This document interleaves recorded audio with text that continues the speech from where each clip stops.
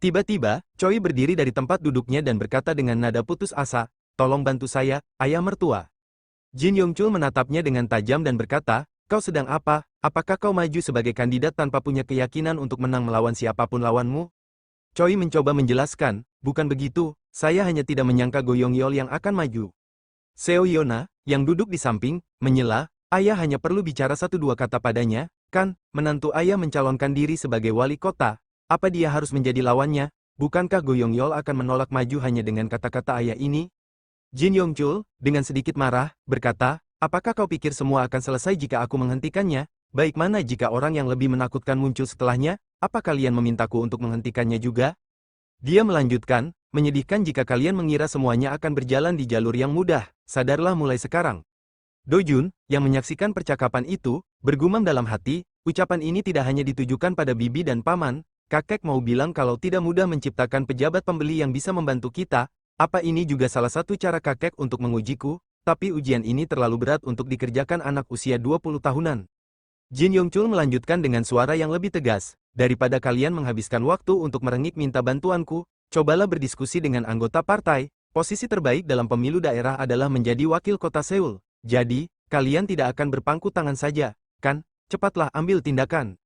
Mereka berdua bergegas pergi, dengan hormat dan menjawab, "Ya, baik ayah." Setelah mereka berdua pergi, Jin Yongchul menatap cucunya dengan tatapan tajam dan berkata, "Ah, orang-orang yang tumbuh dengan dimanjakan, belum-belum sudah menangis saat ditimpa sedikit kesulitan. Aku dan keluarga Lee membesarkan anak kami dengan cara yang salah." Ia melanjutkan, "Bagaimana? Apakah kau tahu orang seperti apa Go Yongyol itu?" Dojun bergumam dalam hati, "Tentu saja aku mengetahuinya dengan baik, karena semua prestasi yang ia raih, dan semua kesalahan yang dia lakukan selama menjabat sebagai wali kota Seoul selalu muncul di berita. Namun, ia berkata dengan tenang, baru pertama ini saya mendengar namanya." Kakeknya mengangguk, lalu berkata, "Dia berasal dari Kementerian Luar Negeri, dia pernah menjabat sebagai duta besar untuk Amerika Serikat dan memegang beberapa posisi penting di pemerintahan. Dia mungkin sudah cukup tua, tapi justru usianya itu akan dijadikan alasan kestabilan bersikap yang tanpa celah." Dojun berpikir sejenak, bertanya, "Apa paman punya banyak kekurangan?" Jin Yongchul tersenyum tipis dan menjawab, "Apa hubungan menantu grup Soyang dengan kekurangan? Ayah mertuanya kan presidir grup Soyang, sementara istrinya CEO Mal, jika ada yang ingin menyuapnya dengan uang, orang itu bisa dibilang gila." Lalu berkata, "Masalahnya adalah dia jadi menantu konglomerat, setiap hari, media mengatakan IMF muncul karena para konglomerat, jadi, bukankah rakyat bisa tidak memberikan nilai bagus padanya?" Dojun bergumam dalam hati, "Aku menyesal karena tidak peduli pada dunia politik, aku tidak ingat siapa lawannya atau seperti apa pemilunya saat Go Yongyol menjadi wali kota." Kemudian dia berkata, "Sepertinya kakek tidak berniat untuk membantu pamannya." Jin Yongchul menjawab dengan santai, Kenapa aku harus membantunya? Aku tidak akan rugi. Kalaupun Go Yongyol yang jadi wali kota, dia tidak akan menolak permintaanku, sama seperti menantu Choi, aku seperti sedang memegang bunga di kedua tanganku." Dia tersenyum dan menambahkan, "Sebaliknya, kau berada dalam masalah." Dojun bergumam, kakek menikmatinya secara terang-terangan. Jin Yongchul berkata lagi, "Jika tidak ada proyek skala besar bernama Media GT, Dai Konstruksi akan jadi setan pemakan uang yang benar-benar akan menimbulkan masalah. Aku telah mengirim banyak orang Soyang ke sana, tapi bagaimana ini, mereka akan kelaparan." Dojun berpikir sejenak, kakek ingin melihat reaksiku kalau aku meminta tolong padanya. Itu artinya aku tidak ada bedanya dengan bibi dan paman. Kemudian dia berkata dengan percaya diri, "Go Yongyol juga manusia.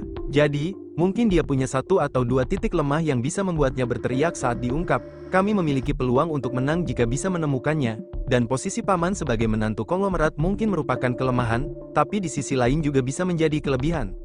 Jin Yongchul mengangkat alis dan bertanya, "Bagaimana bisa?" Dojun menjelaskan, menjadi menantu seorang konglomerat tentu saja merupakan kelebihan. Bukankah orang-orang akan berpikir setidaknya paman tidak akan korupsi, seperti menggelapkan pajak, karena memiliki uang yang sangat banyak, paman juga bisa menjual nama kakek saat berkampanye. Jin Yongchul bertanya dengan nada penasaran, "Menjualku?" Dojun mengangguk, "Ya, paman hanya perlu menjanjikan bahwa presidir grup Soyang akan membuka banyak usaha untuk kota Seoul. Kami juga sedang membangun apartemen." Kakeknya menyipitkan mata dan bertanya lagi, "Buat apa aku membuka usaha di Seoul?" Dojun menjawab dengan tenang, "Itu hanya permainan kata. Semua orang tahu janji para politisi itu palsu, tapi bukankah mereka tetap ikut memilih dengan harapan janji itu akan ditepati?" Jin Yongchul tersenyum kecil dan berkata, "Meski terdengar masuk akal, kau tahu ini bukanlah strategi yang membuat kalian pasti menang, kan?" Dojun menatap kakeknya dan menjawab, apakah pemilu mengharuskan kita membangun hal-hal seperti ini satu persatu kemudian bertarung? Selain itu, saya akan mencoba bicara dengan orang itu paling tidak satu kali. Jin Yongchul menatap Dojun dengan rasa penasaran yang mendalam, lalu berkata, kau ingin bicara dengan Go Yongyol, apa yang akan kau bicarakan dengannya? Dojun berpikir sejenak, lalu berkata dengan tenang, entahlah, tapi jika kami memiliki pemahaman yang sama dibandingkan hubungan saya dengan paman, bukankah itu masalah jika saya bertukar kuda? Kakeknya mendengus ringan dan berkata, kau sudah menginvestasikan banyak uang untuk pamanmu. Bukankah arti bertukar kuda adalah kau harus merelakan uangmu? Dojun tersenyum tipis dan menjawab, yang dipertaruhkan di sini adalah bisnis yang dapat menghasilkan puluhan, bahkan ratusan kali lipat dari 40 miliar won. Saya bukan membuang uang 40 miliar won, tapi menghasilkan uang 400 miliar won. Jin Yongchul mengangguk pelan, tapi tetap memasang ekspresi skeptis. Pamanmu akan melakukan kampanye dengan memasukkan Media City sebagai bagian dari janjinya. Kalau Go Yongyol yang terpilih sebagai wali kota, apakah dia akan memenuhi janji pihak yang kalah? Kemungkinannya sangat kecil. Dojun menatap kakeknya dengan tajam dan berkata, itu sebabnya saya ingin bertemu dengannya. Keesokan harinya, di Yewido, Oh Seon dengan nada serius berkata, sesuai dugaan, rakyat yang melindungi garis DMZ.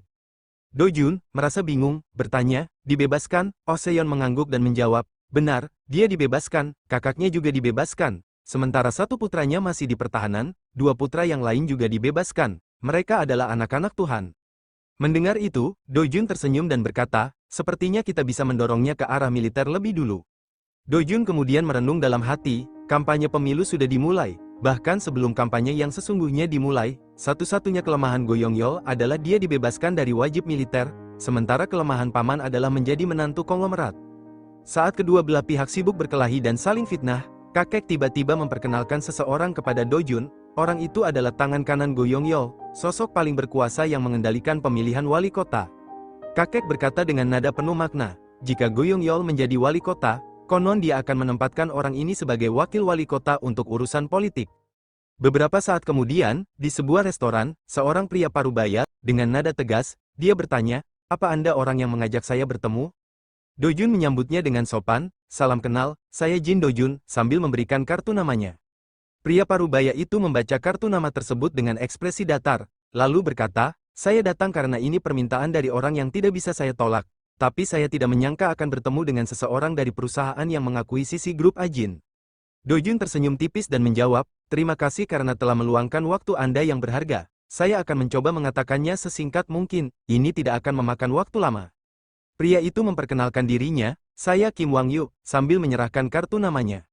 Dojun menerima kartu nama tersebut, lalu berkata, karena Anda sangat sibuk, saya pikir Anda kesulitan makan teratur. Jadi, saya sudah memesannya terlebih dahulu agar Anda bisa langsung makan, saya harap tidak menyinggung Anda. Kim Wang Yu melambaikan tangannya dengan ringan, sudahlah, saya sibuk, jadi langsung saja katakan intinya. Kim Wang Yu melanjutkan dengan nada tegas, saya tidak tahu apa yang ingin Anda bicarakan, tapi saya akan menolak semuanya, terutama, Anda harus tahu, tidak akan mungkin bertemu dengan kandidat kami. Sekarang, apa masih ada hal yang ingin Anda bicarakan? Dojun bergumam dalam hati, ternyata dia orang yang tidak sabaran, sebentar, apa dia mengabaikanku karena aku masih muda, tapi aku sudah terbiasa melayani atasan dengan sikap seperti ini. Dojun kemudian tersenyum tipis dan berkata dengan tenang, orang yang ingin saya temui bukanlah kandidat wali kota, tapi Anda. Dojun kembali bergumam dalam hati, aku akan membuatmu tertarik saat mendengarnya, jadi tolong beri aku waktu. Kim Wang Yu menatap Dojun dengan sorot mata penuh tanda tanya, lalu bertanya, jadi, Anda ingin bertemu dengan saya? Dojun menjawab dengan tenang, benar, saya tidak ingin bertemu dengan kandidat Go Yongyol, dan saya juga tidak melihat alasan untuk bertemu dengannya di masa mendatang.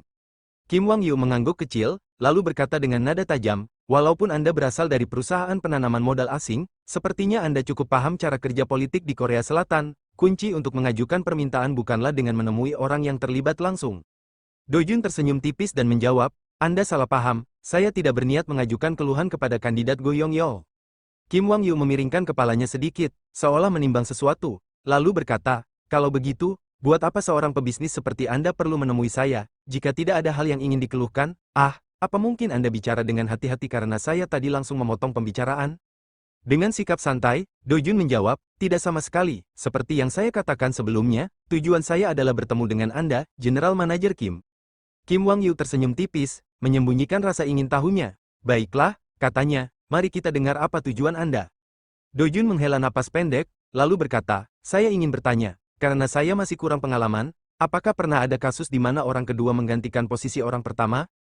Kim Wang Yu menyipitkan matanya, merasa tidak nyaman dengan pertanyaan itu. Sementara Dojun melanjutkan, orang kedua akan selalu mengakhiri hidupnya sebagai orang kedua. Posisi sebagai tangan kanan orang yang berkuasa perlahan-lahan akan menurun menjadi sekadar pengikut. Pada akhirnya, orang seperti ini akan terlepas dari pihak yang berkuasa. Wajah Kim Wang Yu mulai memerah karena kesal, tapi dia tetap berkata dengan nada dingin, teruskan. Dengan tatapan tajam, Dojun berkata lagi, menurut Anda, dari mana asal istilah, orang kedua, atau tangan kanan? Istilah itu dibuat bukan untuk memuji, melainkan untuk memastikan bahwa bawahan dianggap sebagai bagian tubuh atasan.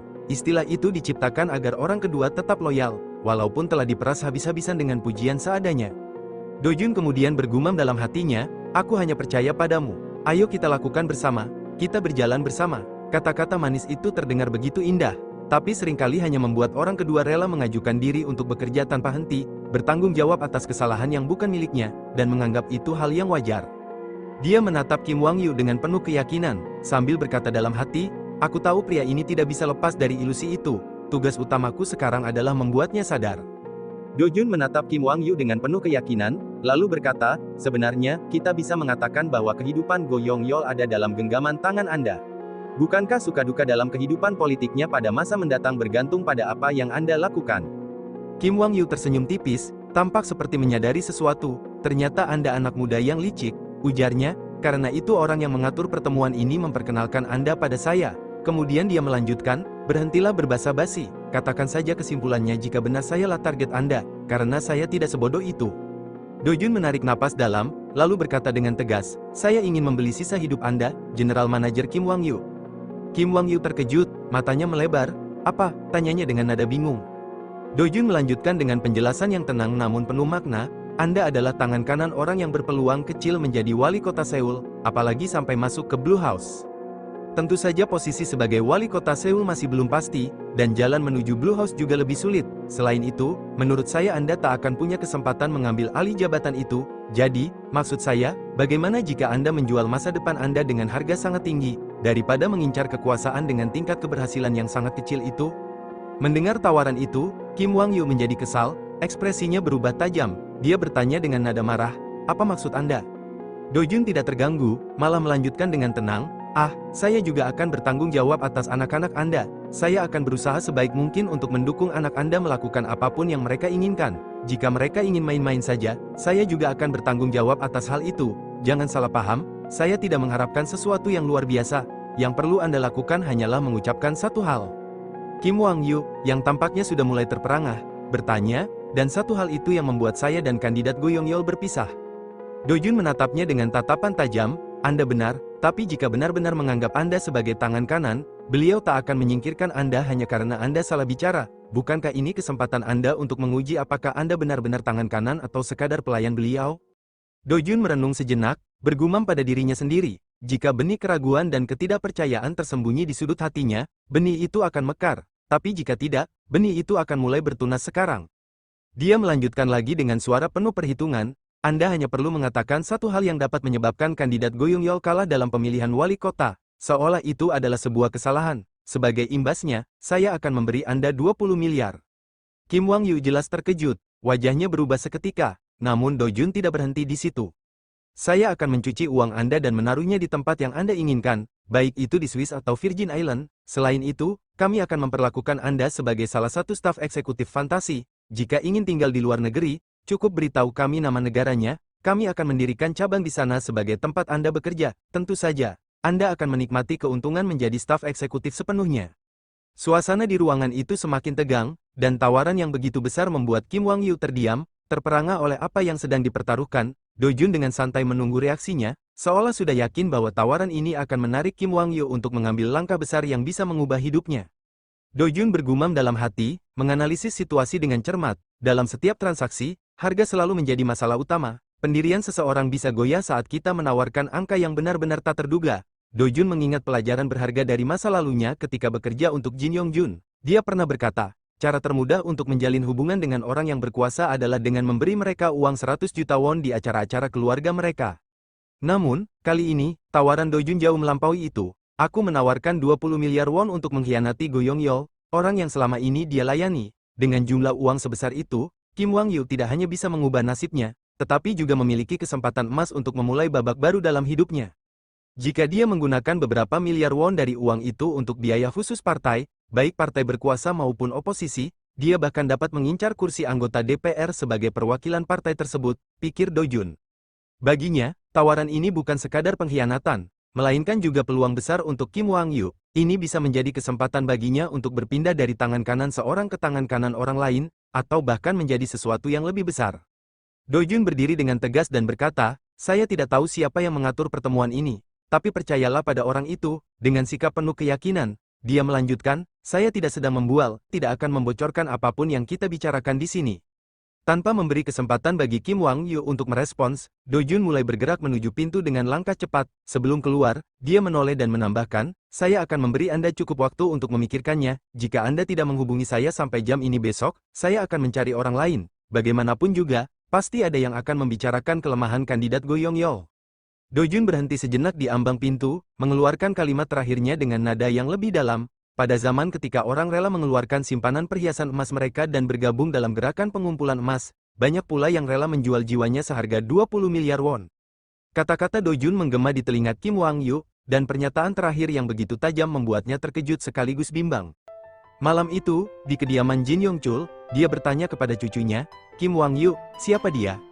Bagaimana bisa kau mengenalnya? Jin Yong Chul melanjutkan, aku hanya meminta kenalanku untuk mengirim orang terdekat Go Yongyol. Aku memintanya untuk tidak menyebutkan namaku, dengan begitu dia tidak akan salah paham. Do Jun yang mendengarnya hanya tersenyum, kakeknya pun melanjutkan, jadi, apa yang kau bicarakan saat bertemu dengannya? Apakah kau memberitahu dia bisa berganti kuda, atau kau memancing mereka dengan menawarkan dukungan dalam pemilu? Do Jun menjawab, tidak, saya memintanya untuk mengkhianati Go Yongyol. Mendengar jawaban itu, kakeknya terkejut dan berkata, apa? Do Jun melanjutkan, lalu saya menyarankan dia untuk mengubah jalan hidup sepenuhnya dengan pertolongan saya. Kakeknya pun bertanya, kau bisa menekan Go Yongyol sesukamu, tapi kenapa malah repot-repot berusaha dengan bawahannya? Do Jun menjawab dengan tenang, Go Yongyol cocok dengan generasi kakek. Do Jun menjelaskan lebih lanjut, walaupun dia menerima tawaran dan bekerja sama dengan saya, meskipun saya memberinya dana kampanye, dia tidak akan berterima kasih pada saya. Dia mungkin berpikir dia akan membantu saya dengan menjalankan proyek SMC, dengan posisi pertukaran yang berbeda. Lalu, sambil menatap kakeknya, Do Jun bergumam, aku tidak mau berhubungan dengan orang yang, jika mendapatkan uang, malah memandang rendah orang yang memberinya uang.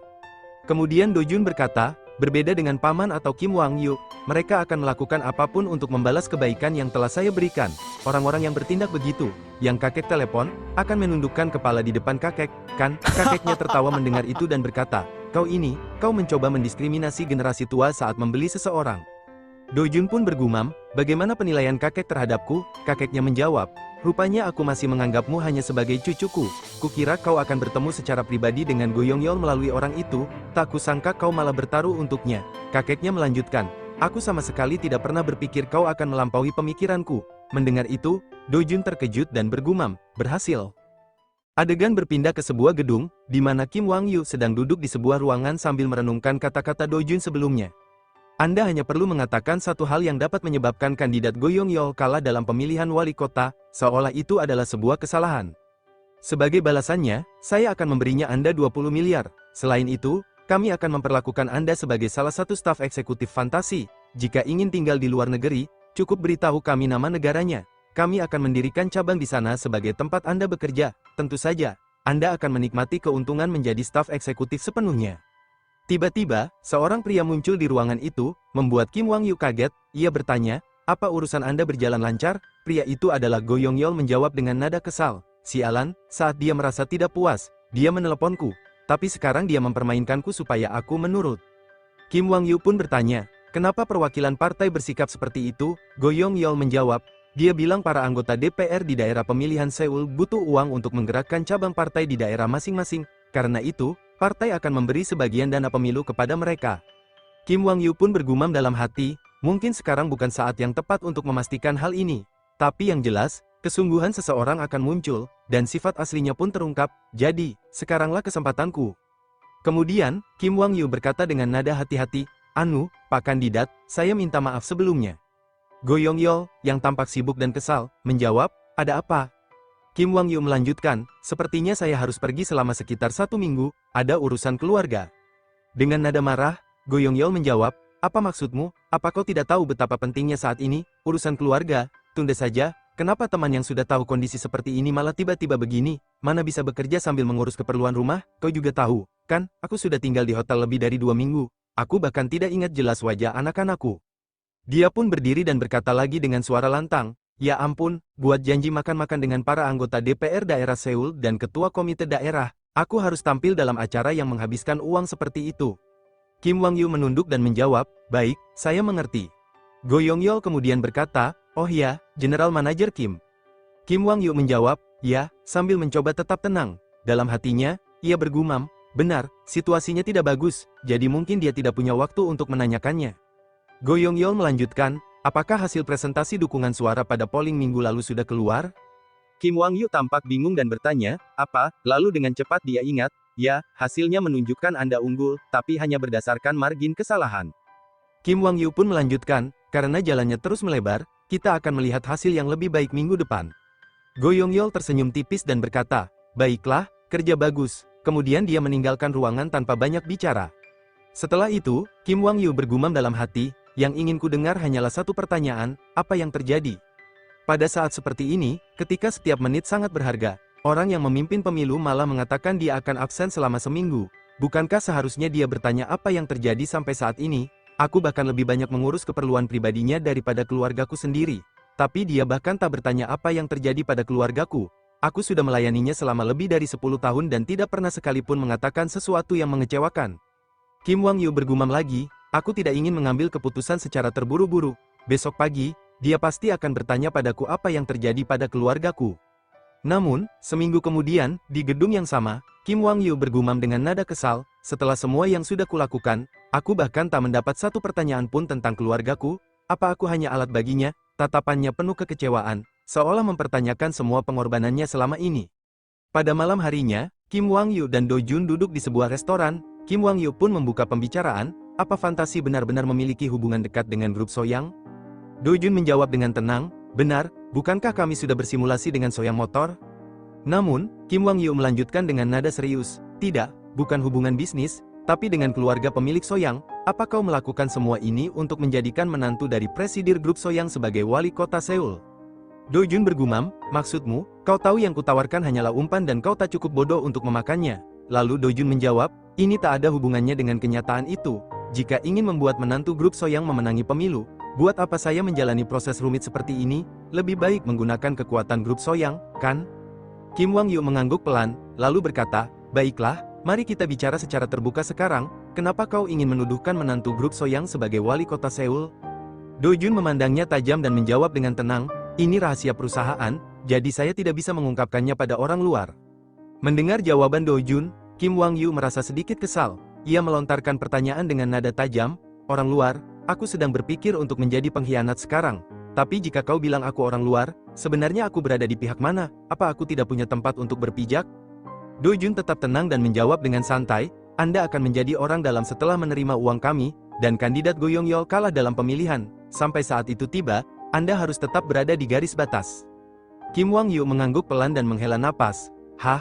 Apa ini yang disebut pengkhianat? Aku akan diakui sebagai pengkhianat hanya ketika jembatan untuk kembali benar-benar runtuh.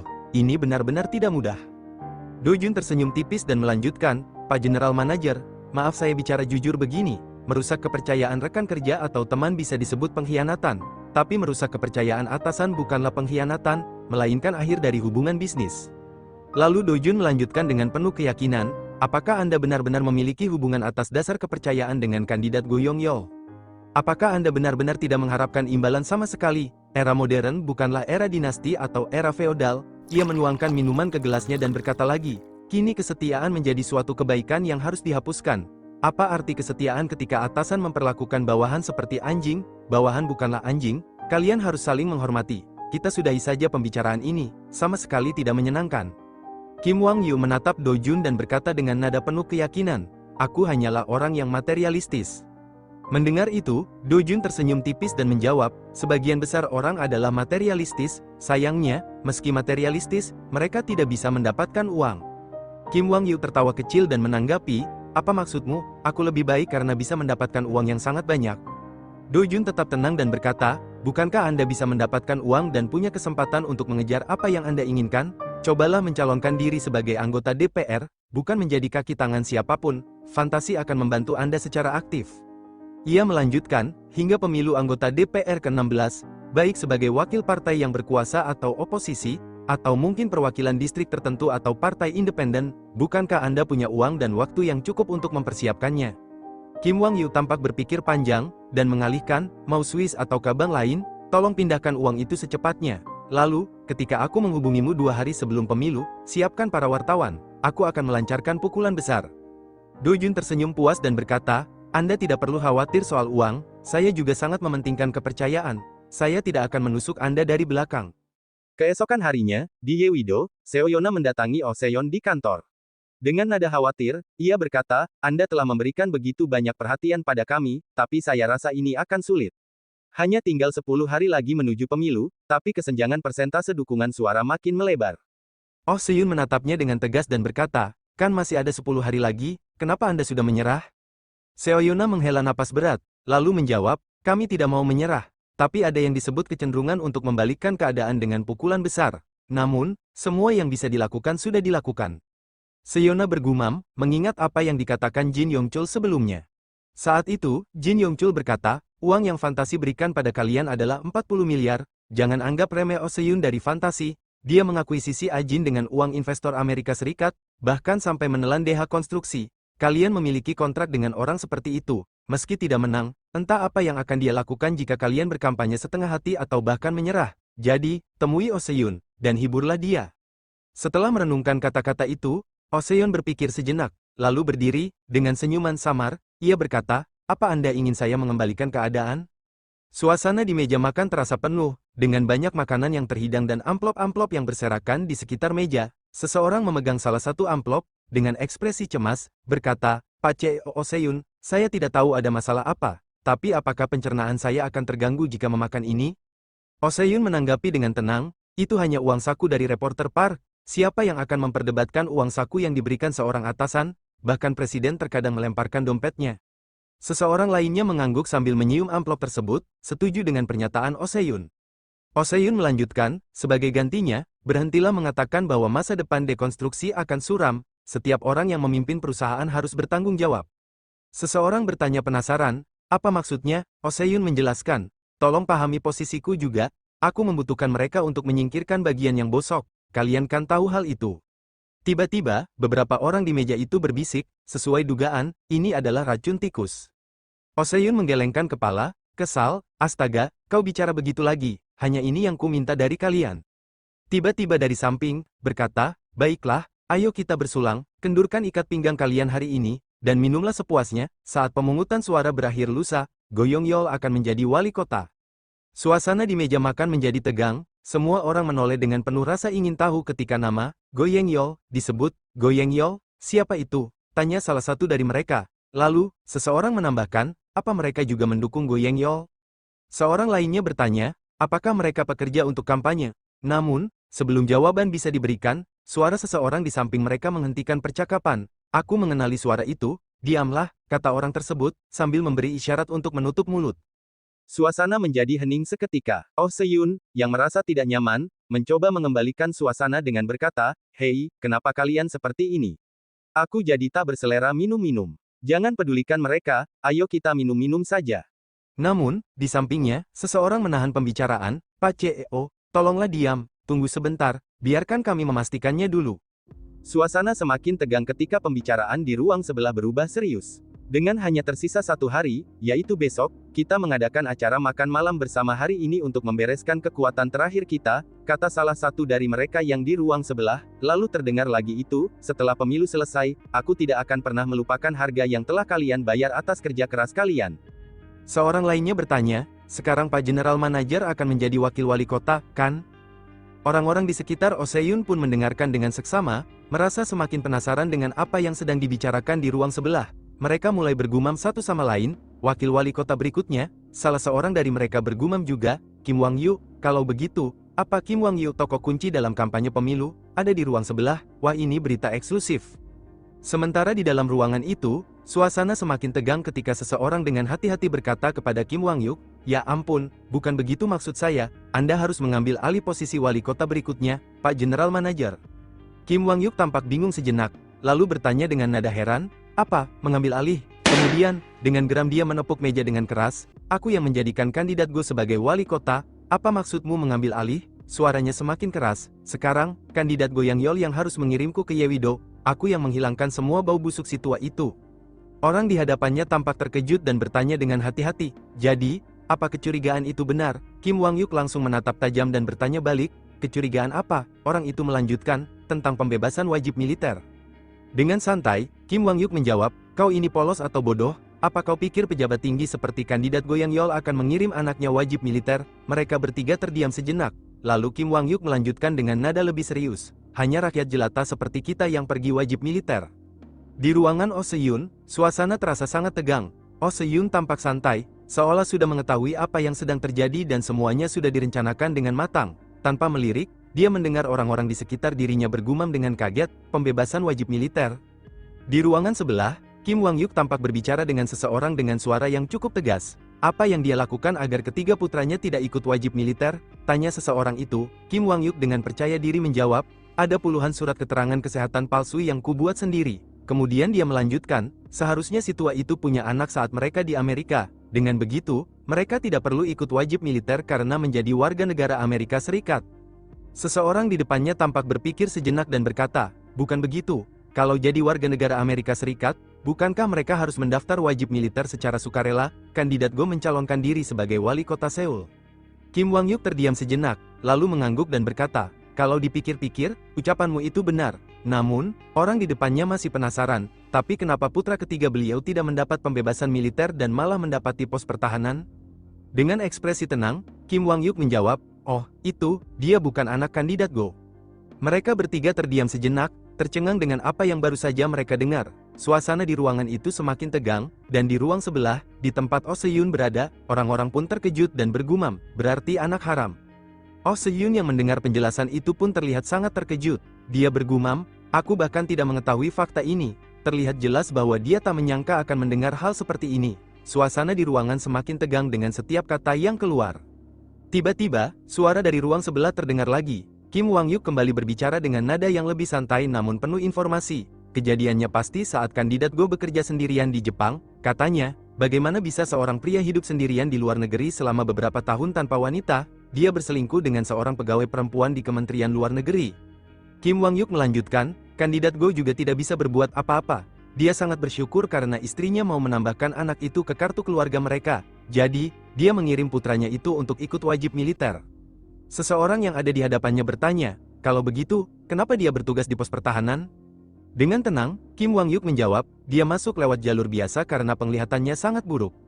Suasana di ruangan Oh Se-yun semakin tegang. Oh Se-yun yang mendengar informasi tersebut bergumam dengan pelan, "Dia melakukannya dengan sangat baik, melebihi perkiraanku, sampai aku tak bisa berkata apapun. Apa yang sudah Do-jun lakukan saat memujuknya?" Namun, dalam sekejap, dia mengalihkan perhatian dan berkata dengan suara lebih rendah, "Tunggu sebentar, reporter Choi, reporter Park, tenanglah." Seseorang yang ada di ruangan itu langsung merespons, "Ada apa dengan Anda? Apakah kami bisa tenang dengan berita seperti ini?" Oh Se-yun menjawab, "Jangan sebarkan hal ini. Jika meledak besok, aku yakin hal ini akan mencungkir balikan pemilu yang diadakan sehari setelahnya." Seseorang menimpali dengan kesal, "Sudah pasti, dia sudah melakukan dua hal yang sama sekali tidak bisa diterima di negara kita. Dia akan kehilangan suara dari semua orang tua yang mengirim anak mereka wajib militer, dan fakta bahwa dia punya anak haram hasil perselingkuhan akan membuatnya kehilangan separuh suara dari para wanita. Game over." Oh Se-yun hanya mengangguk, "Itu sebabnya aku berkata begitu." Sambil melanjutkan, "Dilihat dari kapabilitas dan kemampuan, kandidat Go jauh lebih baik dari kandidat Choi yang merupakan menantu seorang konglomerat. Sayang sekali kalau dia jatuh hanya karena masalah pribadi seperti ini. Mari kita kubur saja berita ini." Namun, salah satu orang di sekitar Oh Se-yun tak terima. "Bagaimana bisa kami disebut reporter jika mengubur hal seperti itu? Jika ada yang perlu diinformasikan, kami akan menginformasikannya dan membiarkan pemilih menentukan pilihan mereka." Oh Se-yun, dengan nada yang lebih tajam, membalas, "Apa kalian melakukan ini karena keuntungan kecil yang akan kalian dapatkan jika kandidat Choi yang terpilih, bukan kandidat Go?" Setelah mempublikasikan berita eksklusif ini, mereka pun bertanya, "Apa maksud kata-kata Anda barusan?" Oh Se-yun menjelaskan dengan penuh keyakinan, ucapanku benar, kan? Saat artikel ini diterbitkan, kontributor tersebar dalam pemilihannya. Kandidat Choi adalah perusahaan media yang pertama kali mengungkap berita eksklusif itu. Jadi, apakah kalian berpikir kandidat Choi akan tinggal diam? Bukankah mereka akan memberikan lebih banyak iklan ke perusahaan itu? Bahkan mungkin perusahaan kalian akan mendapatkan iklan senilai 1 tahun sekaligus. Benar kan? Dia bergumam pada dirinya sendiri, seolah-olah merasa kecewa dengan betapa mudahnya mereka terpengaruh. Apa aku harus menjelaskan pada mereka betapa berharganya artikel ini? Namun, dengan cepat dia mengganti ekspresinya dan melanjutkan, baiklah, aku bahkan sudah memberikan alasan untuk memujuk atasan mereka. Kemudian, suasana sedikit tenang saat seseorang bangkit dari tempat duduknya. Pak CEO Se-yun, saya akan menjamu Anda minum-minum lain kali. Saya pamit dulu, kata orang itu, diikuti dengan yang lainnya yang berkata, saya juga. Satu persatu, mereka mulai berpamitan. Oh Se-yun hanya tersenyum tipis melihat mereka pergi. Senyum itu, meskipun tampak ramah, menyimpan segudang makna yang lebih dalam, seolah-olah dia sudah merencanakan ini semuanya. Keesokan harinya, di dalam gedung, Go Yong-yeol tampak lemas dan bergetar, menatap tajam koran yang ada di hadapannya, pada kandidat Go yang sedang duduk dan membaca koran. Kim Wang-yu bergumam, dari wajah kandidat Go, tampak jelas kekhawatirannya setelah membaca berita pagi yang membahas tentang anaknya yang dibebaskan dari wajib militer dan fakta bahwa anak tersebut adalah anak haram. Berita itu telah mengguncang banyak orang, bahkan menurunkan persentase dukungan suara kandidat Go sebanyak 10%. Kim Wang-yu tak bisa menahan amarahnya, tiba-tiba, dia meledak, siapa orangnya, siapa yang membocorkan ini, sialan, siapa bajingan itu, teriaknya, sambil menatap bawahannya dengan mata penuh kebencian. Dalam kemarahannya, dia menamparkan seorang bawahannya dengan keras. Apa itu kau? Teriaknya lagi, sambil menendang seorang lainnya. Namun, ketegangan itu segera berubah saat Kim Wang-yu, dengan cepat, berlutut di hadapan kandidat Go. Suaranya melemah, hampir terdengar penuh penyesalan. Maafkan saya, Pak Kandidat Go, semua salah saya mengatakannya hal yang tak seharusnya dikatakan, karena sudah lama tidak minum-minum. Tolong bunuh saya, katanya, sambil menangis. Dalam hatinya, Kim Wang-yu bergumam, ya, sekarang aku bukan pengkhianat lagi. Aku hanya salah bicara saat mabuk, pengkhianatnya adalah salah satu di antara mereka. Di pinggir jalan, riuh suara pendukung calon wali kota menggema, beberapa orang dengan semangat meneriakkan simbol nomor 2, meminta warga kota untuk memilih kandidat yang dianggapnya terbaik untuk masa depan Seoul. Sementara itu, di sisi lainnya, ada juga pendukung yang meneriakkan nomor 1 dengan penuh keyakinan. Keduanya saling bersaing dalam pertarungan politik yang semakin sengit. Di dalam mobil, Jin Yong-chul tampak termenung, matanya kosong menatap keluar jendela, mencoba mencerna apa yang baru saja terjadi.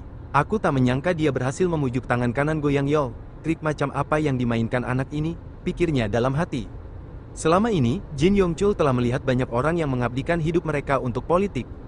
Mereka yang memiliki impian besar hanya mengambil uang yang mereka butuhkan untuk memperoleh kekuasaan, sementara yang memiliki kemampuan lebih rendah memanfaatkan kekuasaan itu untuk mengumpulkan lebih banyak uang. Tapi, bagi Jin Yong-chul, tangan kanan Go Yang-yeol berbeda. Dia bukan orang yang hanya mengejar uang, tetapi tampaknya seseorang yang memiliki ambisi besar, yang ingin mencapai sesuatu yang lebih besar dari sekadar keuntungan pribadi. Tiba-tiba, suara supir terdengar dari depan, Pak Presiden, kita sudah sampai. Jin Yong-chul menghela napas panjang dan mengangguk pelan. Baiklah, jawabnya, menyiapkan dirinya untuk langkah selanjutnya dalam perjalanan politik yang semakin rumit ini. Jin Yong-chul melangkah masuk ke gedung Yoido dengan langkah mantap. Begitu membuka pintu ruang Oh Se-yun dan Do Jun, dia langsung disambut oleh tatapan mereka. Oh Se-yun dengan sopan berkata, Pak Presdir, diikuti oleh Do Jun yang menambahkan, kakek. Jin Yong-chul memandang mereka sejenak sebelum berkata, sepertinya kalian sibuk. Oh Se-yun dengan santai menanggapi, benar, tapi kami selalu punya waktu untuk menjamu Anda teh. Jin Yong-chul tersenyum tipis, matanya memerhatikan Oh Se-yun dengan cermat. Oh Se-yun, penampilanmu sekarang berbeda, kau terlihat seperti seseorang dengan aura seorang presdir. Oh Se-yun tertawa kecil dan menggelengkan kepala, tidak, Pak Presdir, saya bahkan tidak sempat berolahraga akhir-akhir ini, jadi berat badan saya malah bertambah. Jin Yong-chul duduk di sofa dengan tenang, menyunggingkan senyuman penuh makna. Aku sedang tidak berbicara tentang berat badanmu, tapi sikapmu, katanya sambil menatap Oh Se-yun. Oh Se-yun hanya tersenyum canggung, sedikit terkejut. Jin Yong-chul melanjutkan, aku mengetahuinya setelah melihat berita hari ini. Pada akhirnya, semuanya berjalan sesuai dengan rencanamu. Bagaimana caramu memujuknya? Do Jun yang duduk di sebelahnya angkat bicara, Kim Wang-yok bukanlah orang yang puas menjadi nomor 2 atau tangan kanan seseorang. Ambisinya begitu besar hingga dia rela menginjak orang lain demi menciptakan peluang untuk dirinya sendiri. Oh Se-yun, yang tampak kembali tenang, bertanya, Pak Presdir, apa Anda sudah mendapat data prediksi hasil pemilu? Jin Yongchul menatap Seyun dengan tatapan tajam, bukankah kau juga sudah mendapatkannya, CEO Seyun, balasnya. Seyun tersenyum kecil, bukankah Anda memiliki jalur informasi pada tingkat yang lebih tinggi dibandingkan saya? Jin Yongchul akhirnya menjawab, ku dengar selisihnya 7%. Do Jun langsung menimpali, berdasarkan penyelidikan kami, selisihnya 10%, keduanya meramalkan kemenangan paman. Beliaulah yang akan menang, kecuali terjadi sesuatu yang tak terduga. Jin Yongchul menatap Do Jun dengan penuh keyakinan. Apakah kau pikir sesuatu yang tak terduga akan terjadi dalam waktu hanya beberapa jam lagi? Tidak akan ada masalah. Sekarang, proyek yang sedang kau kerjakan juga sudah melewati tahap kelima. Do Jun bergumam pelan, baru sampai tahap kelima, karena ini proyek kota Seoul, kupikir sudah melewati tahap ketujuh. Apa aku terlalu menganggapnya enteng? Jin Yongchul memandang cucunya dengan tatapan serius dan berkata, "Hei cucuku, apa orang yang mempersiapkan jamuan dan yang memakannya itu sama? Tunggu saja, sekarang akan ada lebih dari satu orang yang menyerangmu sambil membawa sendok. Jika mereka tidak bisa mendapatkan makanan, mereka akan mengamuk dan mencoba menggulingkan meja makanmu." Do Jun merenung dalam hati, itu peringatan dari kakek yang mengetahui dunia konstruksi lebih baik daripada siapapun. Ucapannya bukanlah omong kosong belaka. Lalu, tiba-tiba Jin Yongchul bertanya lagi, CEO dan Do Jun. Mereka serempak menjawab, "Ya." Kemudian Jin Yongchul berkata dengan nada santai, "Bagaimana kalau kalian menyerahkan pembangunan Sangnam Media City padaku?" Do Jun yang terkejut langsung bertanya, "Apa?" Dalam hatinya, ia bergumam, kakek adalah orang pertama yang menaruh sendok di meja makan yang telah kusiapkan. Kakeknya kemudian menatapnya dengan tajam dan berkata, "Kenapa ekspresimu seperti itu, kau tidak mau?" Oh Seyun mencoba memahami situasi dan bertanya, "Pak Presdir, apa maksud ucapan Anda?" Jin Yongchul menjawab dengan tenang, "Sama seperti yang ku bilang. Artinya, pihak yang menandatangani kontrak dengan pemerintahan Seoul adalah Soyang Konstruksi. Tentu saja, daya konstruksi juga memainkan peran besar." Oh Seyun menatap Jin Yongchul dengan raut wajah serius dan berkata, "Artinya, Soyang Konstruksi akan menangani proyek itu, sementara Dea Konstruksi hanya akan jadi subkontraktor. Apakah kesimpulan saya benar?"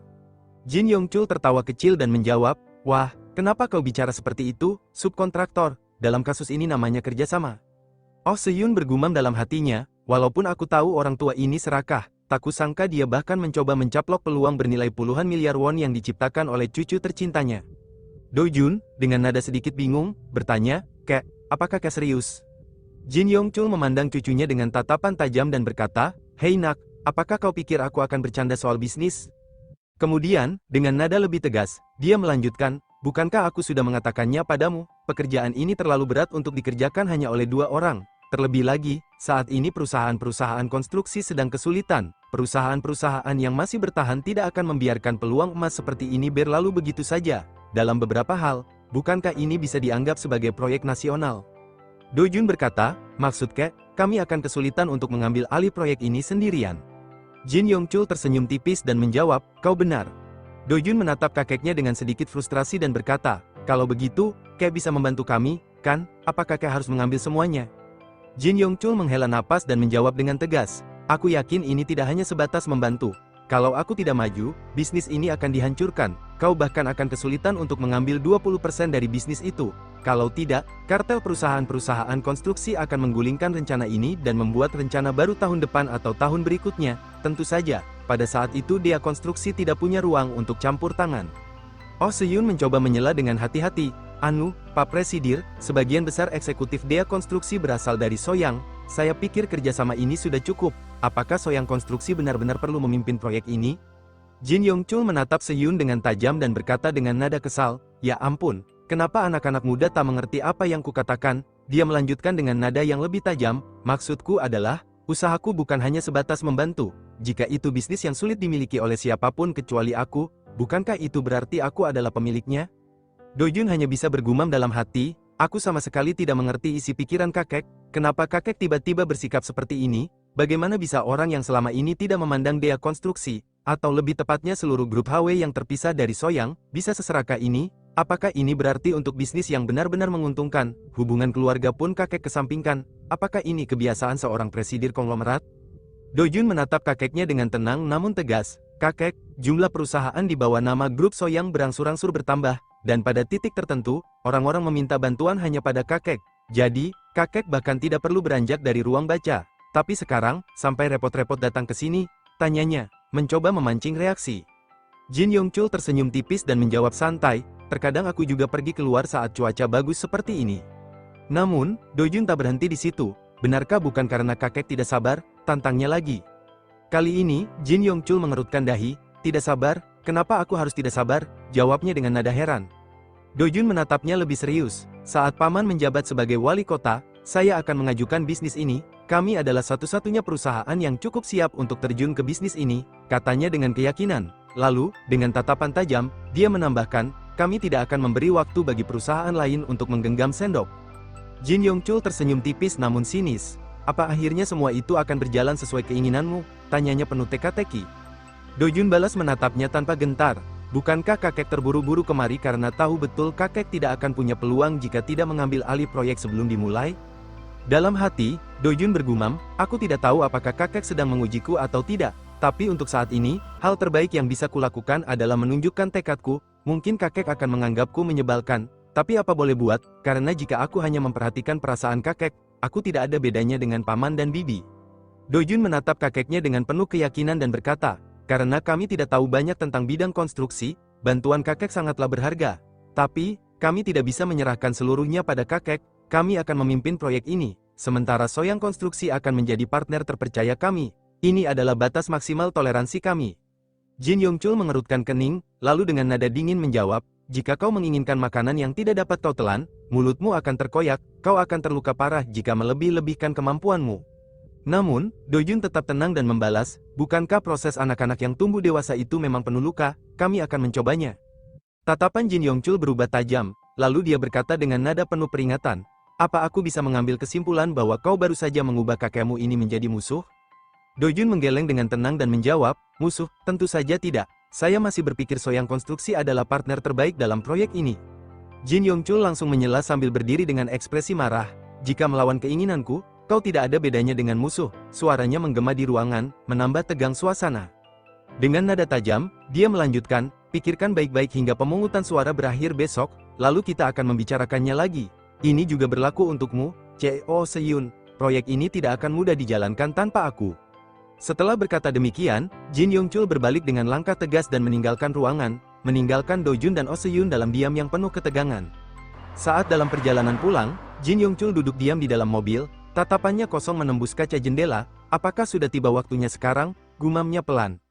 Keesokan harinya, berita menunjukkan hasil polling nasional bahwa Choi Chang-jae adalah calon wali kota Seoul terkuat dengan jumlah poin sebesar 42,1%. Tiba-tiba, Dojun pun menerima telepon dari pamannya, dan berkata, selamat, paman. Di telepon, Choi Chang-jae menjawab dengan antusias, Dojun, aku tidak akan pernah melupakan jasamu. Mari kita terus bekerja sama dengan baik ke depannya.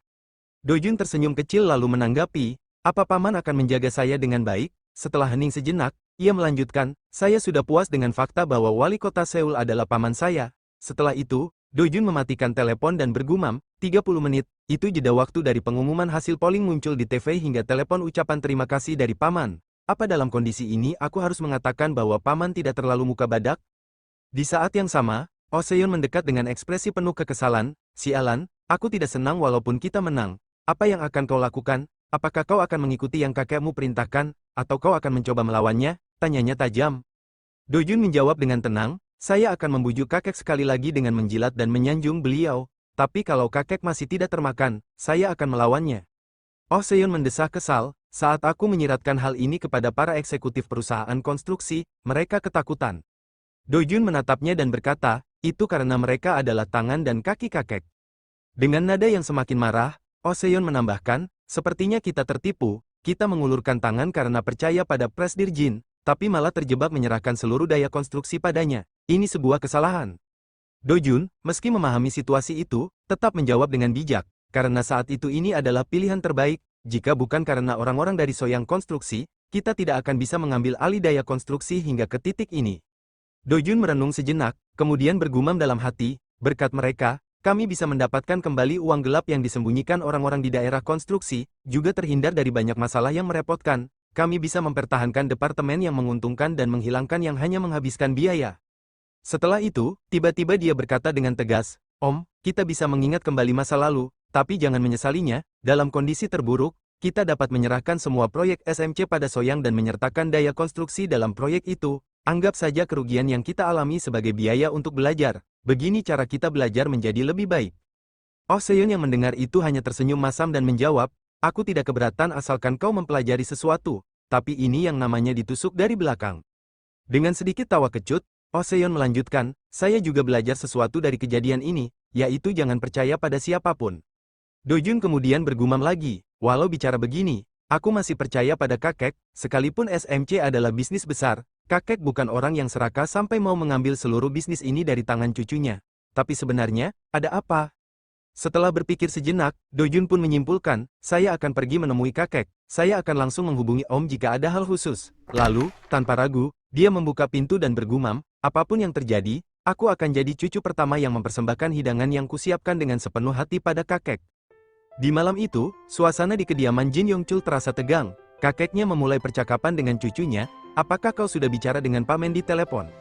Dojun menjawab, ya, Pamen langsung menghubungi saya setelah hasil survei keluar. Kakeknya melanjutkan, langsung, jeda berapa lama? Dojun menjawab, sekitar 30 menit, kakeknya tersenyum, lalu berkata, dia langsung menelponku dalam waktu kurang dari semenit setelah hasilnya keluar. Dia berterima kasih dengan mengatakan semua berkat diriku, padahal aku tidak melakukan apa-apa. Dojun bergumam dalam hati, Pamen langsung berterima kasih pada kakek yang tidak melakukan apapun, karena bagi kakek, menjatuhkan Pamen adalah hal yang mudah, lalu dia bergumam lagi, kami memang harus bersyukur karena orang dengan kekuatan luar biasa membiarkan kami begitu saja. Kemudian Dojun berkata, sebenarnya saya agak khawatir, saya tahu betul Pamen akan bergerak sesuai keinginan kakek dan sepengetahuan saya. Kakeknya dengan tenang menjawab, kau cepat tangkap juga, jadi kau akan melakukan apa yang aku katakan. Dojun pun melanjutkan, saya ingin menanyakan satu hal dulu sebelum mengatakan apa yang saya pikirkan. Kakeknya memberikan izin, ya, katakanlah. Dojun dengan hati-hati bertanya, apa kakek benar-benar menginginkan proyek Mapo, atau kakek punya tujuan lain? Kakeknya sedikit terkejut dan bertanya, tujuan lain? Tujuan lain apa? Dojun menjawab, saya juga tidak tahu. Kakeknya mendesah, ya ampun, kau berpikir terlalu jauh, makanya malah tidak bisa menemukan jawabannya. Aku tidak punya tujuan lain, uang Soyang juga mengurang gara-gara IMF, aku harus melakukan apapun sebisaku. Dojun dengan serius berkata, meski begitu, kakek masih ingin merampas nafkah cucu tercinta kakek. Kakeknya dengan tajam menjawab, bagaimana denganmu? Dojun terkejut dan bertanya, apa? Kakeknya melanjutkan dengan nada sinis, kau meminjamkan $1 miliar, oh, tidak, kau tidak meminjamkannya. Bukankah kau menelan Soyang motor dengan dalih mengubah uang itu menjadi won? Bukankah itu pemerasan besar-besaran meski aku memberimu kemudahan dalam nilai tukar? Dojun bergumam dalam hati mendengar kata-kata kakeknya, kakek tidak melupakan kejadian waktu itu dan ingin aku membayarnya kembali. Perasaan bingung dan sedikit tertekan muncul di dalam dirinya. Kemudian, ia bertanya kepada kakeknya, apa kakek serius? Kakeknya dengan tegas menjawab, menurutmu? Tentu saja aku serius. Lalu, dengan nada yang lebih serius lagi, dia melanjutkan, kerugianku saat kehilangan Soyang motor dan saham grup sangat serius. Kali ini kita harus menebusnya.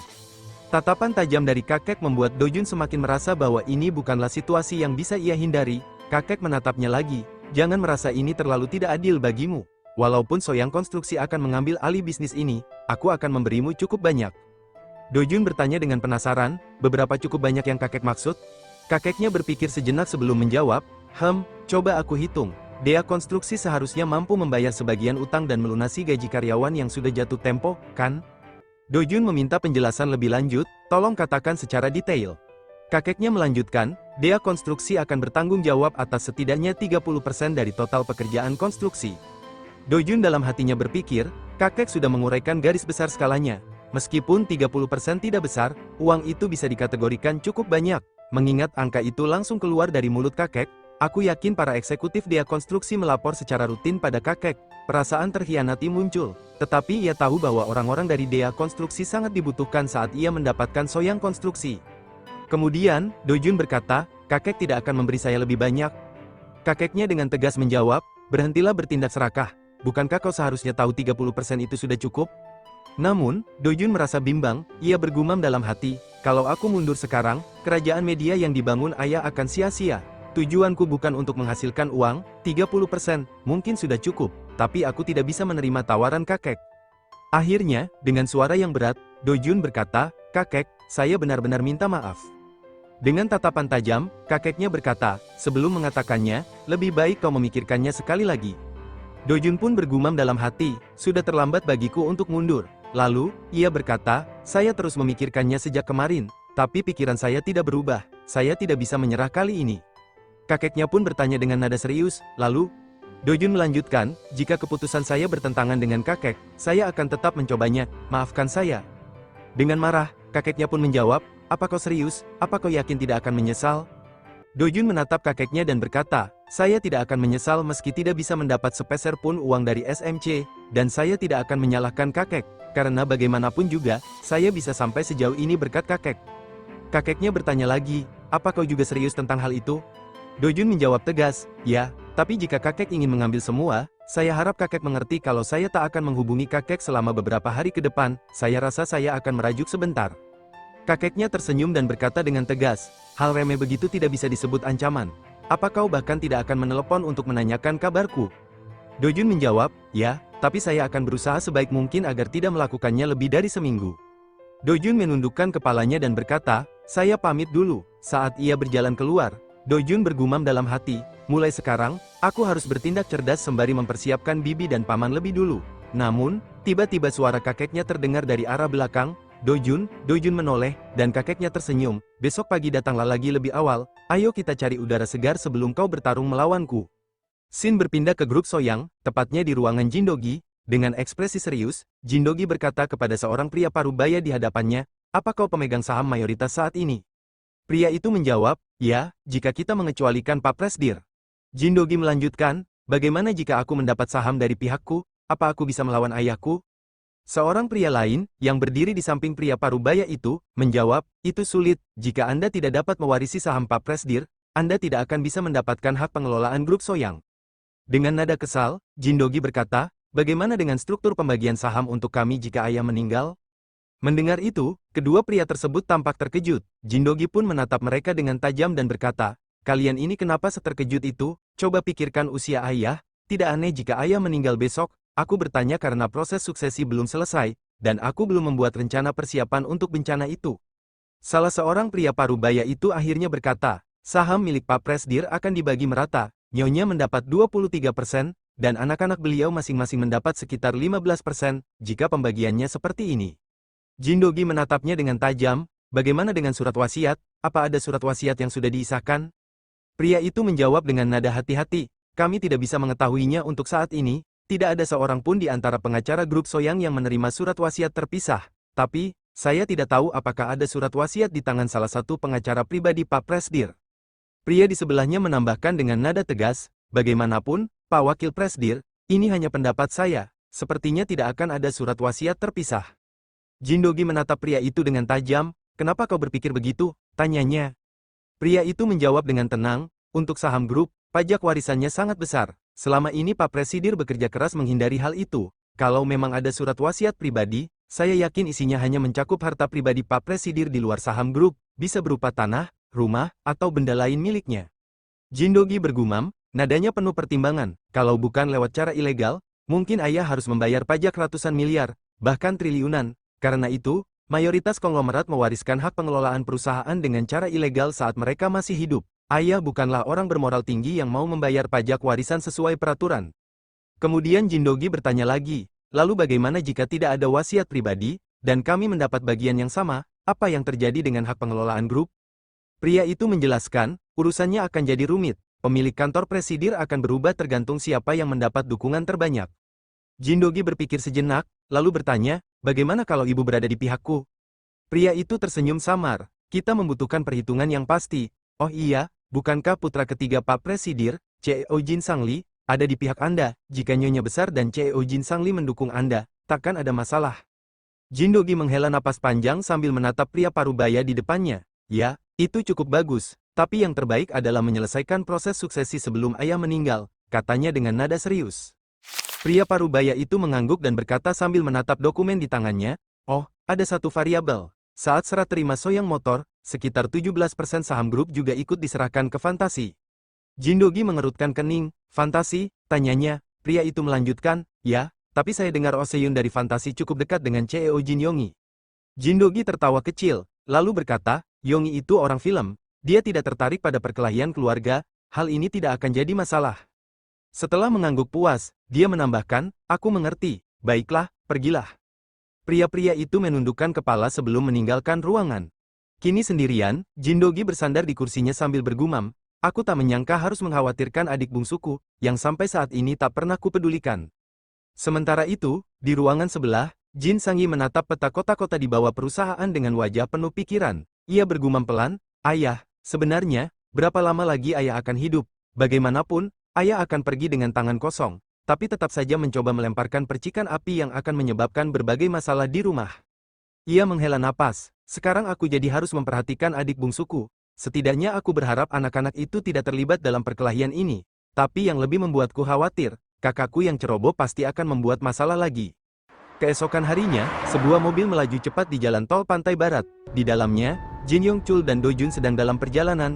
Do Jun, yang masih penasaran, bergumam pelan, kakek mau pergi kemana pagi-pagi begini? Melihat keluar jendela, dia menduga, karena kami sedang berada di jalan tol pantai barat, sepertinya kami akan pergi ke provinsi A, Selatan, atau Jeolla. Namun, tiba-tiba kakeknya memanggil, Do Jun. Do Jun pun menjawab dengan hormat, ya. Kakeknya tersenyum sejenak dan bertanya, apa kau tidak penasaran kemana kita akan pergi sekarang? Do Jun menjawab dengan jujur, saya sangat penasaran hingga nyaris gila, tapi karena kakek terlihat sangat serius, saya tidak berani bertanya. Mendengar itu, kakek Jin Yongchul tersenyum tipis dan berkata, yang kita tuju sekarang adalah tempat grup Soyang bermula, yaitu Gunsan. Do Jun terkejut, namun tetap mencoba tenang, bergumam, Gunsan, dan tempat grup Soyang dimulai di kehidupan sebelumnya. Aku hafal betul sejarah grup Soyang, seolah itu materi ujian di sekolah. Lalu, Do Jun melanjutkan dalam hati, lokasinya di lumbung padi Joseon. Jeoksan adalah harta peninggalan Jepang setelah merdeka. Kakek mencuri beras dari lumbung padi Joseon, yang dikenal sebagai yang terbaik, lalu menggunakan uang dari hasil penjualan beras tersebut sebagai modal pendirian perusahaan yang sekarang disebut grup Soyang. Do Jun pun penasaran dan bertanya, apa lumbung padi itu masih ada? Kakeknya menatap Do Jun sejenak dan bertanya, bagaimana kau bisa tahu tentang lumbung padi itu?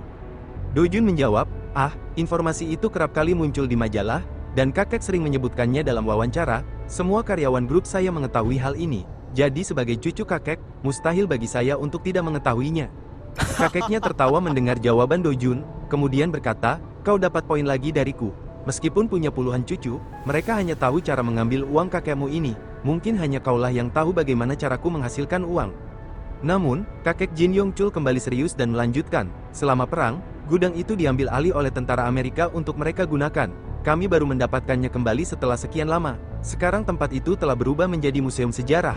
Aku menyumbangkannya ke negara karena aku pikir itu tempat yang berharga. Dengan demikian, aku bisa menjaganya tetap bersih tanpa mengeluarkan uang sepersepun. Do Jun pun bertanya lagi, kalau tempat itu jadi museum sejarah, apa di sana juga ada cerita tentang kakek? Kakeknya tertawa lagi dan menjawab, semua hanya omong kosong. Apa aku harus membiarkan fakta bahwa aku pernah mencuri tercatat di sana? Do Jun terdiam sejenak, lalu berkata, oh, waktu itu kakek mencuri beras. Kakeknya mengangguk pelan dan berkata, waktu itu aku tahu, pencuri kelas teri akan dicap sebagai orang jahat dan dihukum. Tapi pencuri kelas kakap tidak dapat hukuman apapun. Apa kau tahu alasannya? Do Jun merenung sejenak, kemudian menjawab, karena terlalu sulit untuk menyentuh sesuatu yang begitu besar. Kakeknya tersenyum tipis dan berkata, pendapatmu tidak salah. Tapi yang lebih tepat adalah karena pencuri-pencuri kelas kakaplah yang memegang kekuasaan. Jika kita menyerahkan sebagian uang yang kita curi pada penguasa, mereka akan tutup mata. Mendengar penjelasan itu, Do Jun bergumam, apa itu awal dari koalisi antara politik dan bisnis? Kemudian ia bertanya, jadi, beras yang waktu itu kakek curi? Kakeknya langsung menjawab, benar, aku membaginya dengan orang-orang yang berkuasa. Dengan uang itu, aku membangun pabrik dan membuat perusahaan. Aku bahkan tidak punya waktu untuk menghitung berapa banyak uang yang sudah kuhasilkan. Waktu itu, aku menginvestasikan seluruh uang yang kuperoleh untuk mengembangkan perusahaan. Pabrik bernama Soyang meningkat, dan jumlah penggunaan Soyang bertambah banyak. Sekarang, yang terpenting adalah melindunginya agar tidak diambil. Ini pekerjaan yang tidak menyenangkan. Do Jun pun bertanya lagi, jadi, apakah kakek memutus hubungan dengan kakak-kakek untuk melindungi Soyang? Kemudian ia bergumam dalam hati, bukankah kakek yang berhati bajak itu menikam saudaranya sendiri? Apa yang kakek rasakan saat itu? Kakeknya menjawab dengan suara berat, tidak, aku melakukannya untuk bertahan hidup. Do Jun kembali bergumam, bertanya dalam hatinya, apakah kakek berpikir tidak ada salahnya mengkhianati saudaranya untuk bertahan hidup? Kakeknya kemudian menjelaskan lebih lanjut, militer mengambil alih kekuasaan dan mulai menghajar orang kaya untuk mendapatkan dukungan masyarakat. Saat itu, kakakku adalah seorang kepala pabrik dalam istilah saat ini. Dia tidak tahu tentang manajemen perusahaan. Bagaimanapun juga, Soyang adalah target rezim waktu itu. Entah aku atau kakakku, salah satu dari kami harus dihajar oleh rezim. Jika aku tertangkap, Soyang akan jatuh ke tangan orang lain. Jadi aku memutuskan untuk jadi kejam. Jadi aku menjual kakakku. Dojun bergumam dalam hati, pilihan tak terhindarkan untuk melindungi Soyang atau pengkhianatan untuk memiliki segalanya. Mana yang benar? Kemudian kakeknya bertanya, bagaimana denganmu? Dojun terkejut dan menjawab, apa? Kakeknya mengulangi. Aku bertanya, apa kau juga bersedia menjual keluargamu untuk melindungi milikmu? Dojun terdiam sejenak, meresapi pertanyaan itu. Ia bergumam dalam hati, aku tidak tahu apa aku harus mengatakan yang sebenarnya. Setelah beberapa detik, Dojun akhirnya menjawab, berkata, saya. Tiba-tiba, mobil yang mereka tumpangi terguncang keras. Tabrakan itu datang begitu cepat, menggetarkan seluruh tubuh Dojun dan kakeknya, kaca jendela pecah, dan suara berderak keras memenuhi udara. Beberapa saat kemudian, Dojun pun sudah terbaring di rumah sakit. Dahinya dan pipinya terlihat diperban. Ia membuka matanya perlahan dan bergumam, aku tidak mati. Kupikir aku sudah mati tanpa bisa melakukan apapun. Tiba-tiba seorang perawat bertanya, Anda sudah sadar, sambil memeriksa dahinya. Lalu perawat itu berkata lagi, tunggu sebentar, saya akan panggil dokter. Tak lama kemudian, dokter pun datang dengan membawa senter dan memeriksa kondisi Dojun. Gerakan mata Anda mengikuti jari saya, kata dokter sambil menyenter matanya. Namun, Dojun langsung menggeser tangan dokter itu dengan gelisah dan berkata, bagaimana kakek saya? Apa kakek terluka parah? Bagaimana kondisinya? Dokter itu lalu bertanya, apa pria yang dibawa bersama Anda itu kakek Anda? Dojun menjawab dengan cepat, ya. Dokter itu kemudian berkata dengan tenang, beliau juga baik-baik saja. Saya rasa beliau akan segera sadar. Dari 5 korban kecelakaan ini, hanya 1 orang yang menjalani operasi. Anda tidak perlu terlalu khawatir. Mendengar itu, Dojun bergumam, 5, jadi sebenarnya ada beberapa mobil yang mengalami kecelakaan. Tiba-tiba Dojun berusaha bangun dan berkata, Pak Dokter, kakek saya adalah presidir grup Soyang. Saya mohon Anda segera mengambil tindakan sebelum rumah sakit ini gempar. Dokter itu menanggapi dengan santai, tindakan, memang kenapa kalau beliau presidir, apa yang harus saya lakukan?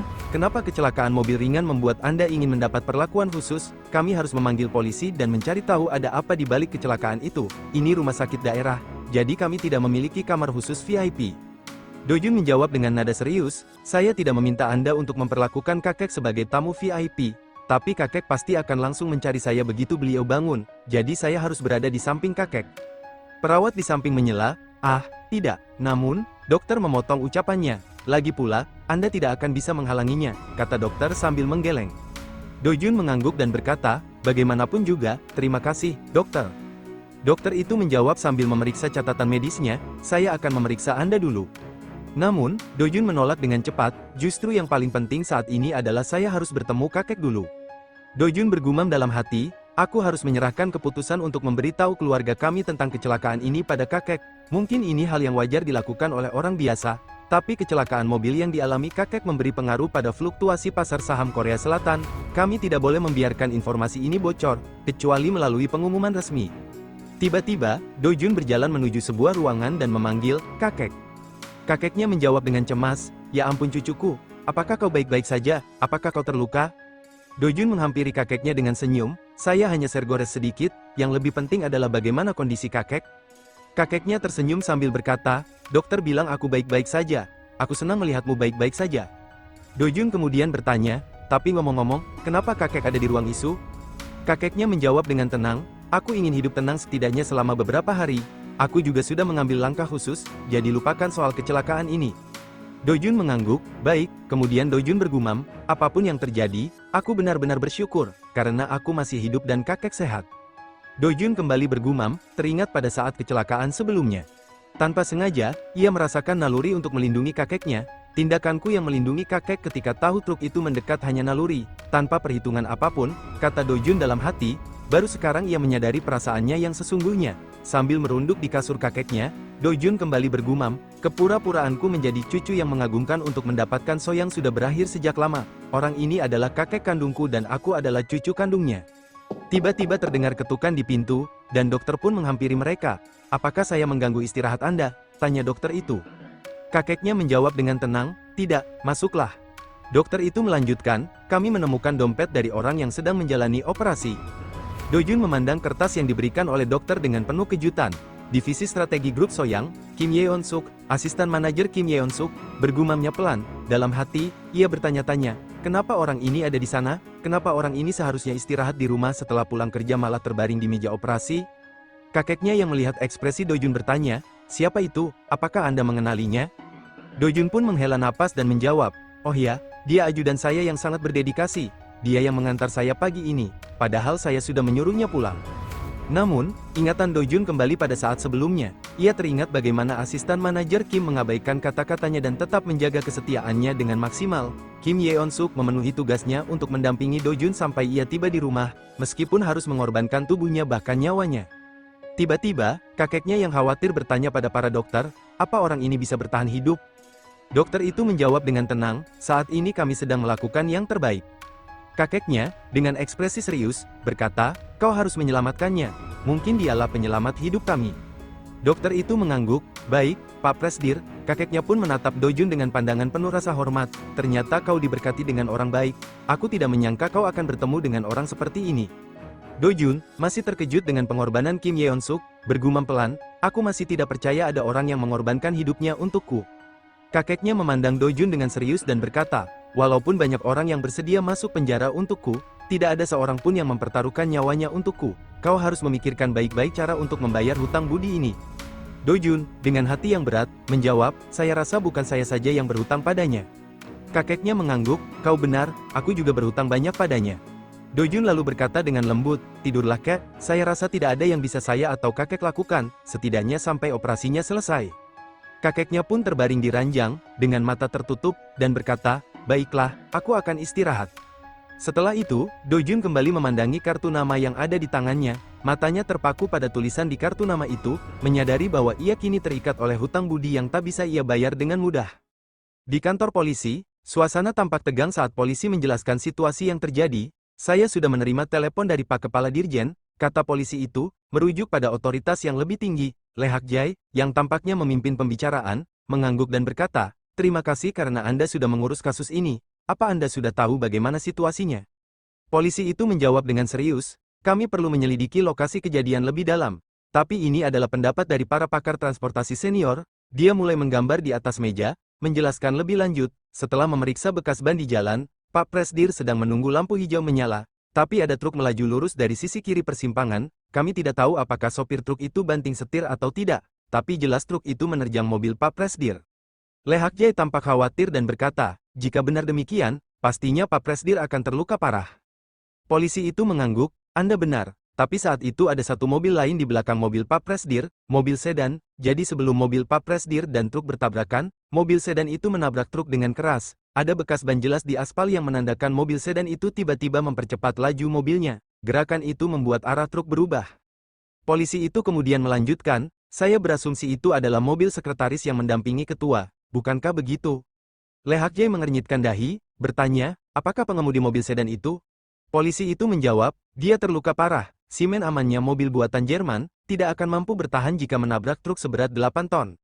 Lee Hak-jae menyadari betapa seriusnya situasi ini dan melanjutkan, jadi mobil Pak Presdir terlibat dalam tabrakan sekunder. Lalu, ia bertanya lebih lanjut, apa Anda sudah mengetahui identitas atau namanya? Polisi itu mengangguk, ya, kami sudah menemukan dompetnya. Apakah Anda mengenal asisten manajer Kim Yeon-suk dari divisi strategi? Mendengar informasi itu, Lee Hak-jae bergumam pelan, siapa itu? Aku akan mencari tahu secara perlahan. Ia tampak merenung sejenak, lalu bertanya pada polisi, apa sopir? Apa sopir truknya? Polisi itu langsung menjawab, dia juga mengalami luka serius dan sedang dalam perawatan. Jangan khawatir, kami sudah menugaskan seorang detektif untuk menjaganya. Jadi, dia tidak akan bisa kabur kemanapun. Kemudian polisi itu bertanya lagi, ada yang janggal? Lee Hak-jae tampak berpikir sejenak sebelum berkata, oh tidak kok, kecelakaan itu terjadi pagi-pagi sekali, mungkin sopir truk yang sudah berkendara semalaman itu mengantuk, bukankah banyak kejadian seperti itu? Polisi itu mengangguk dan menjawab, kami juga berpikir seperti itu, tapi kami harus menyelidikinya lebih lanjut. Lee Hak-jae kemudian kembali fokus pada polisi dan berkata, Pak Polisi, pertama-tama, apakah Anda memberitahu saya informasi tentang truk dan sopirnya? Polisi itu menjawab, oh baik, lalu memberikan sebuah dokumen yang berisi informasi nomor truk dan data pribadi sopirnya. Seperti yang sudah saya katakan tadi, kami harus melakukan penyelidikan lebih lanjut. Lee Hak-jae menerima dokumen itu, kemudian dengan tegas berkata, Pak Dirjen akan kembali menghubungi Anda, tolong tutupi kasus ini. Polisi itu terlihat bingung dan bertanya, apa? Lehak Jai melanjutkan, seperti yang Anda tahu, kecelakaan Pak Presdir akan memberi dampak negatif pada sejumlah bidang. Korban dari kecelakaan ini adalah karyawan kami, jadi tak akan timbul masalah. Polisi itu pun berkata, oh baik, ini adalah urusan grup Soyang, jadi saya tidak bisa melakukan apapun. Silakan diurus sesuai keinginan Anda. Lehak Jai mengangguk pelan, kemudian bergumam, urusanku di sini sudah selesai, sekarang pekerjaan yang tersisa hanyalah pergi ke rumah sakit dan menutup mulut dan mata orang-orang. Beberapa saat kemudian, Lehak Jai pun sudah tiba di rumah sakit. Jin Yongchul yang berada di sana bertanya, apakah sudah mengambil semua tindakan yang diperlukan? Lehak Jai menjawab, ya, saya sudah menyuruh kepala polisi di sini untuk menghapus informasi tentang kecelakaan itu. Saya juga bertemu dengan direktur rumah sakit untuk mengingatkan sekali lagi agar detail kecelakaan tidak bocor. Lalu, Lehak Jai melanjutkan, saya juga sudah memerintahkan pemeriksaan latar belakang pengemudi truk, kita pasti akan menemukan sesuatu jika menggalinya. Jin Yongchul pun bertanya dengan serius, kenapa? Apakah kau pikir ada yang janggal dalam kecelakaan ini? Lehak Jai menjawab dengan hati-hati, kita harus memikirkan kemungkinannya, bukankah Pak Presdir juga belum menghubungi pihak keluarga karena tidak bisa menyingkirkan kecurigaan Anda? Jin Yongchul berkata, tidak ada yang tahu aku akan pergi ke Gunsan, bisa saja ini hanya kasus pengemudi yang mengantuk. Lehak Jai berkata, saya akan memastikan saat sopir truk itu sadarkan diri. Tiba-tiba, Lehak Jai bertanya lagi, Pak Presdir, apakah Anda membawa Dojun ke Gunsan, dengan tujuan itu? Lehak Jai pun bergumam dalam hati, lumbung padi Joseon di Gunsan adalah titik awal grup Soyang, sekaligus tempat rahasia yang hanya diketahui kurang dari 10 orang. Meskipun bangunan itu telah berubah menjadi museum, ruang bawah tanahnya tetap menjadi museum pribadi Presidir Jin Yongchul.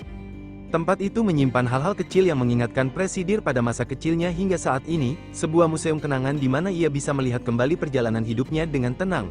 Di sana pula, putra sulung Jin Dogi dan putra kedua Jin Sangi masing-masing menerima posisi sebagai penerus Soyang. Apakah Pak Presidir bermaksud memberikan Dojun posisi sebagai penerus ketiga? Tiba-tiba Jin Yongchul berkata, benar, kenapa? Apa menurutmu Dojun tidak cukup baik? Lehak Jai segera menjawab, bukan begitu. Meskipun masih muda, saya tahu dia luar biasa. Jin Yongchul tersenyum tipis dan berkata, putra-putraku sangat gembira saat aku meminta mereka untuk memimpin grup Soyang dengan baik, tapi aku penasaran bakal seperti apa ekspresi Dojun, sayang aku tak bisa melihatnya, dengan kepribadiannya yang serius, bukankah dia akan menanggapinya dengan tenang? Jin Yongchul tertawa kecil dan melanjutkan, bisa jadi dia bahkan melambaikan tangan untuk menolak, anak itu memang tak terduga. Lehak Jai terkejut dan berkata, apa, benarkah? Jin Yongchul tersenyum sambil berkata, apa kau tidak tahu seberapa licik anak itu? Pria yang baru berusia 20 tahun itu sudah memiliki bawahan setia yang bahkan rela mempertaruhkan nyawanya untuknya.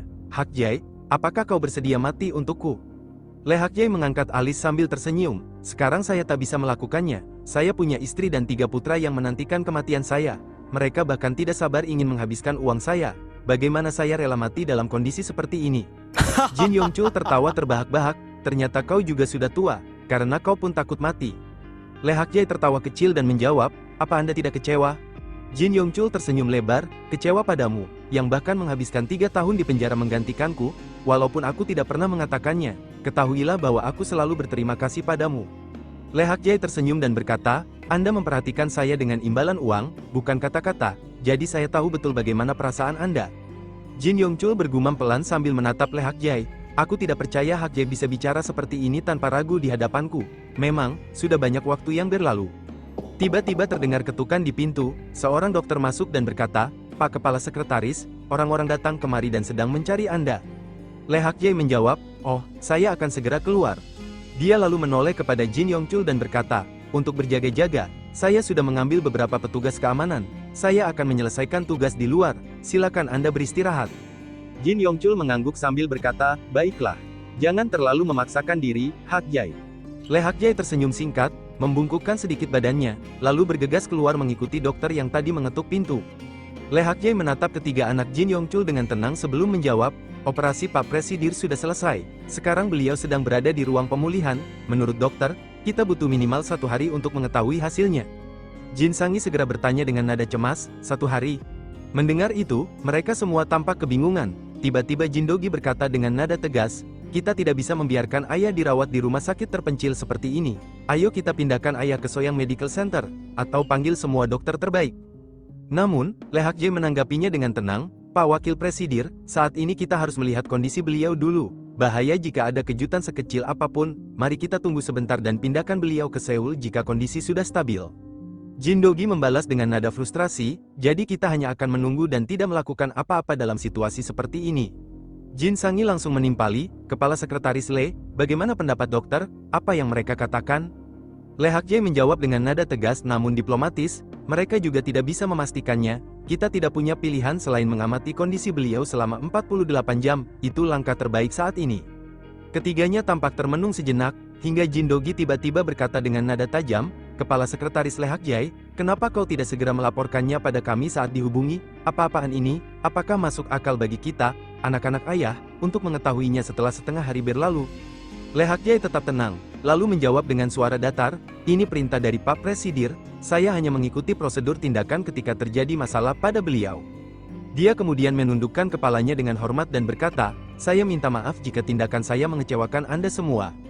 Le Hakjae terdiam sejenak, mengingat percakapannya dengan Jin Yongchul, ia berkata pelan, Pak Presidir, saya pikir akan lebih baik jika kita memberitahu mereka rincian kecelakaan itu. Jin Yongchul menatapnya tajam dan bertanya, apa kau ingin melihat reaksi mereka? Le Hakjae menjawab dengan tenang, ya, seseorang pasti akan bergerak, bagaimana jika ini bukan sekadar kecelakaan, tapi direncanakan? Jin Yongchul terkekeh ringan, jadi, kau sama sekali tidak menganggap ini hanyalah kecelakaan biasa?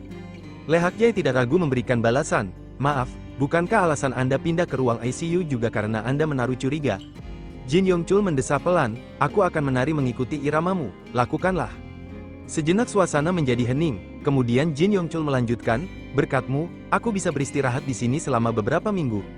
Le Hakjae mengangguk, dan berkata, saya juga akan memberitahu Dojun, dia anak yang cepat tanggap, pasti akan paham.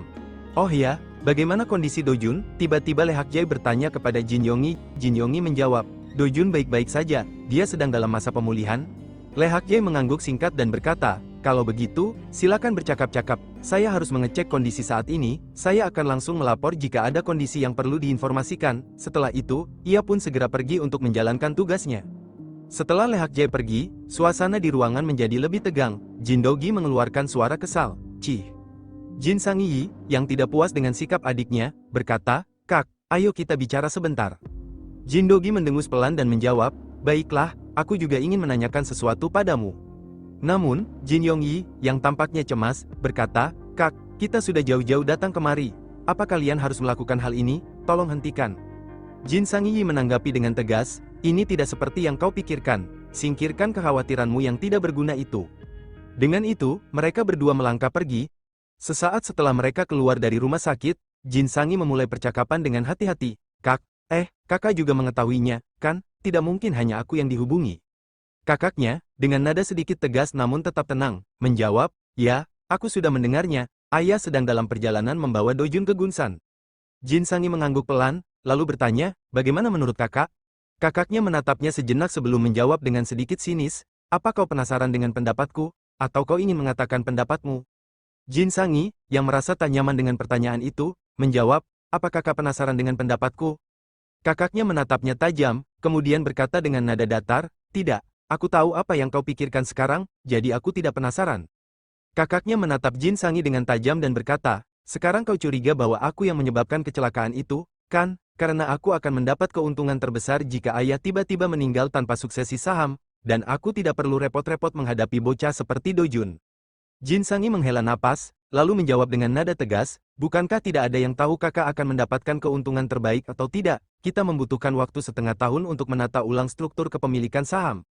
Jin Dogi, dengan nada kesal, menepuk dadanya beberapa kali dan berkata, aku putra sulung, jika ayah meninggal, aku akan menjadi putra sulung yang bertanggung jawab atas upacara kematiannya, hanya wajahku yang akan muncul di koran dan berita, semua orang pasti berpikir bahwa aku yang akan menjadi presidir. Dia berhenti sejenak, menatap Jin Sangi dengan tajam, lalu melanjutkan, dengan begitu, sudah sewajarnya para pemegang saham dan institusi akan memihakku. Jin Sangi bergumam dalam hati dengan kesal, sial, anak sulung dari keluarga miskin hanya menanggung beban, tapi anak sulung dari keluarga kaya mendapat kemewahan seperti itu. Kemudian, dia melanjutkan dengan nada sarkastik, jadi, kakak benar-benar melakukan sesuatu yang sangat penting, ya? Kakaknya menatap Jin Sangi dengan dingin dan berkata, kurasa kau sudah tahu jawabanku. Namun, Jin Sangi tidak puas, ia menegaskan dengan nada penuh tekanan, jangan ubah topik pembicaraan. Kakaknya menghela napas, lalu menjawab dengan tenang, aku akan sedih jika ayah tidak sadarkan diri. Tapi, itu bukan hal yang buruk untukku. Itu jawabanku. Jin Sangi mendengus kesal, lalu berkata, tapi, sebodoh-bodohnya kakak, kau tak akan mendalangi kecelakaan yang ceroboh seperti ini, kan? Apa yang akan kakak lakukan pada Dojun? Kakaknya menyeringai kecil, menatapnya dengan penuh arti. Lakukan sesukamu saja, tunjukkan keahlianmu, kau pandai membuat orang lain berpihak padamu, kan? Katanya, nada suaranya penuh sindiran. Jin Sangi menghela napas dalam-dalam, berusaha menahan emosinya. Janjikan satu hal ini padaku, katanya akhirnya, kakak jangan membuat masalah dengan anak itu. Namun, kakaknya hanya tersenyum tipis, tatapannya menusuk, berhenti berpura-pura baik sekarang, katanya dingin, jika Dojun adalah ancaman bagi kita, kaulah yang akan mengambil tindakan lebih dulu, bukan aku. Di ruang rumah sakit yang sepi, suasana tampak tenang saat Dojun dan kakeknya sedang menonton televisi. Tiba-tiba, pintu diketuk, dan dua dokter masuk dengan wajah serius. Dojun menatap mereka curiga, berpikir ada yang tidak beres. Dengan nada penuh tanya, Dojun bergumam, kenapa wajah mereka seperti itu? Jin Yongchul segera bertanya dengan cemas, apa ada kabar buruk? Apa kondisi Kim Yun Suk makin parah? Salah satu dokter cepat-cepat merespons, tidak, Pak Presdir. Namun, dokter yang satunya lagi melanjutkan, Kim Yun Suk pulih lebih cepat daripada yang kami pikirkan. Jika dilihat dari sinyal bioelektriknya, sepertinya pasien akan segera sadar. Meski begitu, wajah mereka tetap tampak murung, membuat Jin Yongchul semakin curiga. Tapi kenapa wajah kalian terlihat muram? Tanya Jin Yongchul, penuh kekhawatiran. Dokter yang pertama kali berbicara kembali, kali ini dengan ekspresi yang lebih serius. Hasil tes kesehatan Pak Presdir sudah keluar, kami menemukan tumor yang sangat kecil. Dojun terkejut dan langsung berdiri. Tumor, apa maksud Anda? Kakek mengidap kanker, tanyanya, nada suaranya menunjukkan kebingungan dan kecemasan yang mendalam. Kakeknya, yang masih tampak tenang, segera menenangkan Dojun. Dojun, dokter belum selesai bicara, kata kakeknya dengan lembut, berharap bisa meredakan ketegangan yang meningkat. Dojun, yang merasa tidak sabar, akhirnya berkata, maafkan saya. Dokter itu mengangguk dan melanjutkan penjelasannya, berusaha menenangkan mereka berdua. Tidak ada yang perlu dikhawatirkan. Dilihat dari ukurannya, sepertinya tumor ini masih ada di tahap awal, tumor ini dapat diangkat seluruhnya melalui operasi. Namun, Jin Yongchul tidak bisa menutupi kecemasannya. Tapi kenapa wajah kalian muram sekali? Tanyanya, mencoba mencari penjelasan lebih lanjut. Salah satu dokter menjawab dengan ragu, kami menemukan tumor itu di otak Anda. Di otak, Jin Yongchul terkejut, dan wajahnya tampak semakin cemas. Dokter yang lain melanjutkan, dan tumor itu ada di tempat yang cukup sensitif. Suasana menjadi tegang, dan Dojun serta kakeknya bisa merasakan ketegangan yang memuncak di ruang rumah sakit itu. Dojun berdiri diam, memikirkan apa yang baru saja didengar. Dalam hatinya, ia bergumam, tumor otak, aku masih belum mengetahui penyebab kematian Jin Dojun yang asli pada masa lalu. Satu-satunya informasi yang ku ketahui adalah dia meninggal karena kecelakaan. Peristiwa itu belum terjadi, karena aku masih hidup sekarang, aku mungkin akan meninggal dalam kecelakaan pada masa mendatang. Namun, matanya menatap kakeknya dengan penuh kekhawatiran, dan ia bergumam lagi, tumor otak kakek adalah masalah yang benar-benar berbeda. Dalam kehidupan sebelumnya, Jin Yongchul, pendiri grup Soyang, meninggal di usia 78 tahun, itu tahun depan, seingatku, dia meninggal karena sakit. Mungkinkah kakek meninggal karena tumor otak? Di saat yang sama, dokter melanjutkan penjelasannya, mencoba menenangkan mereka berdua. Saat ini, tak ada tanda-tanda metastasis, tumornya sangat kecil. Sehingga kami kesulitan untuk menentukan apakah itu ganas atau jinak. Anda beruntung sekali karena ini ketahuan sejak awal. Jin Yongchul, yang mulai merasa cemas, merespons dengan suara tenang namun tetap terlihat khawatir, aku menjalani pemeriksaan kesehatan menyeluruh sekitar sebulan lalu, tapi mereka bilang tidak ada tumor di tubuhku.